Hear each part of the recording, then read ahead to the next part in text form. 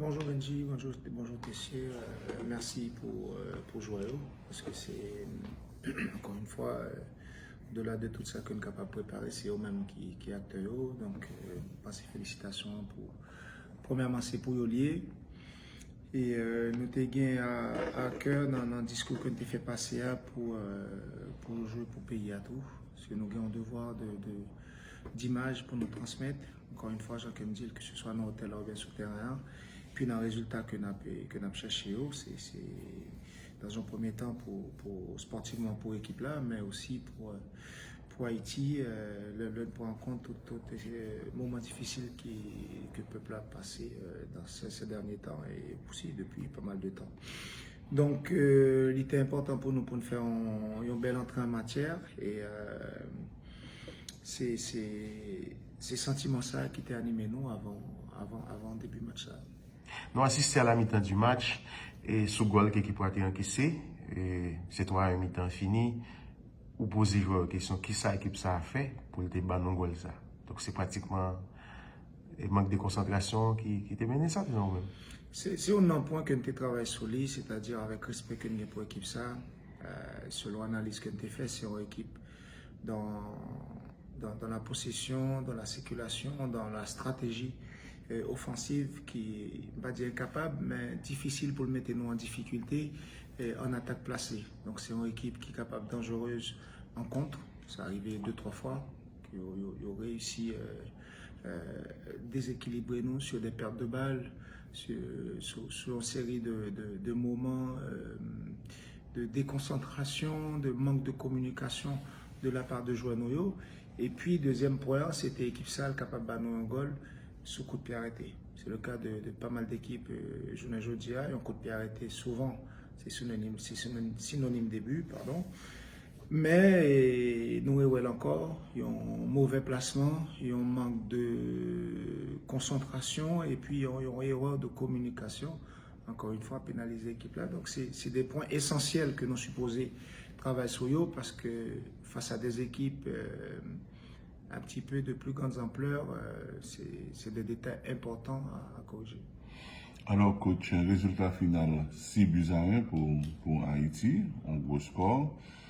Et oui, il y a la qualification, mais si nous voulons tenir compte du jeu déployé par nos grenadiers, est-ce que vous estimez que nous dans le coup par rapport à vos objectifs?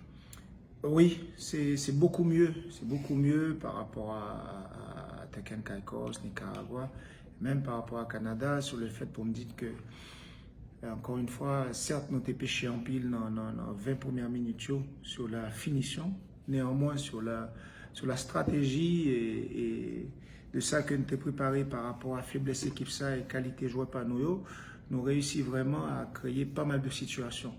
Les gens que me toujours dit, préféraient que me créer des situations finition à nous pêcher la donne que me pas créer de situations du tout. Donc nous créons pile de situations, que ce soit cette belle action avec Derek en talonnade pour Dukens qui raté tir là, la frappe du gauche de Derek néanmoins pas suivie par les joueurs, les centres où présence n'est pas vraiment comment on est capable de dire optimale par rapport à l'occupation des zones dans la surface.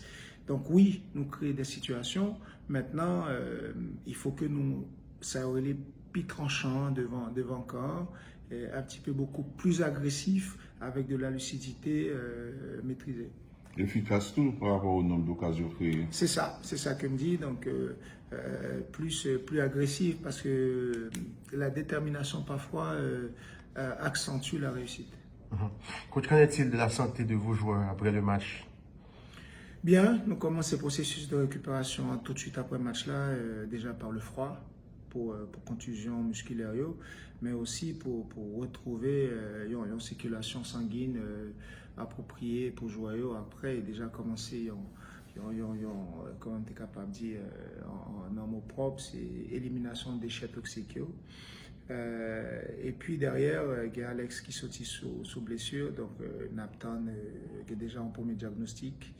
Et Napton et un diagnostic final là pour être capable de connaître qui côté noyé par rapport avec Alex. Et puis il y a Steven lui-même qui qui était allé dans l'échauffement, mais qui retournait parce que les gars ont début de contracture musculaire.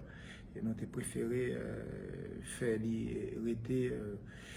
Donc, à partir de ça, nous avons des dispositions que nous ne pouvons pas prendre par rapport à ce que le joueur est capable de rester dans le groupe-là, est-ce qu'il faut faire venir d'autres joueurs.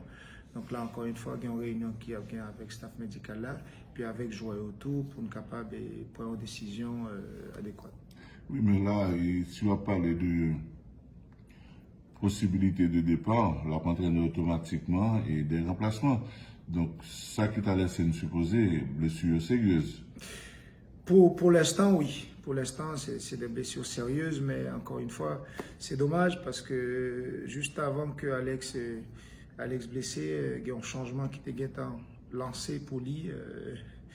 Et c'est dommage que ça prend tant que changement en fait pour dire que est-ce que c'est de la malchance, de la négligence, mais néanmoins c'est à prendre en compte pour les matchs à venir. Maintenant, oui, tu as supposé qu'il y ait un remplaçant, et à nous de faire le travail mardi.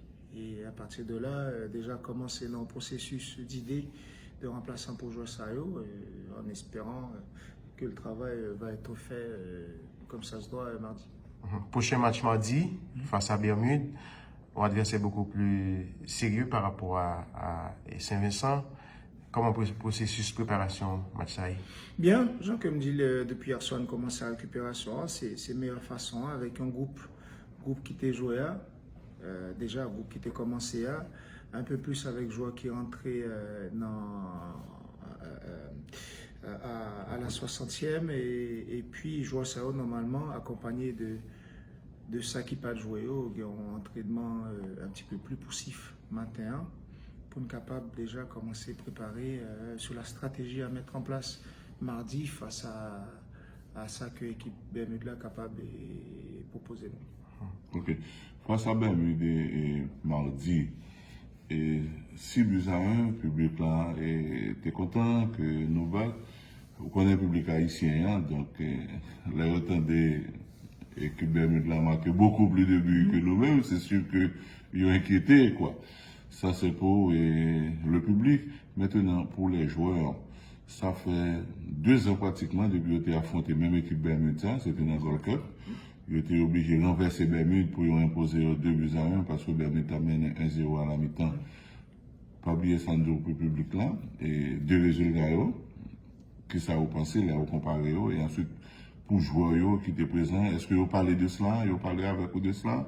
Non, certes, nous prenons en compte, mais c'est une équipe depuis qui a eu pas mal de changements, que ce soit eux-mêmes et puis nous-mêmes.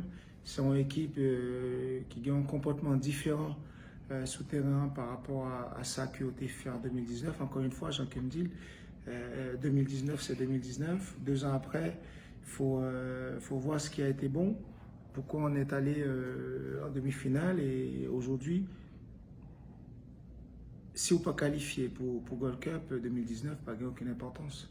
Parce que c'est là qu'on est capable de valoriser 2019. Donc l'essentiel, l'important. Est-ce que nous prenons en compte qualité équipe ça par rapport à ça qu'on fait, que ce soit contre Canada, contre Suriname ou même contre les îles Caïmans? C'est des matchs complètement différents par rapport à hier soir. Donc les contenus sont complètement différents. Est-ce que ce sont des équipes qui transformées du jour au lendemain?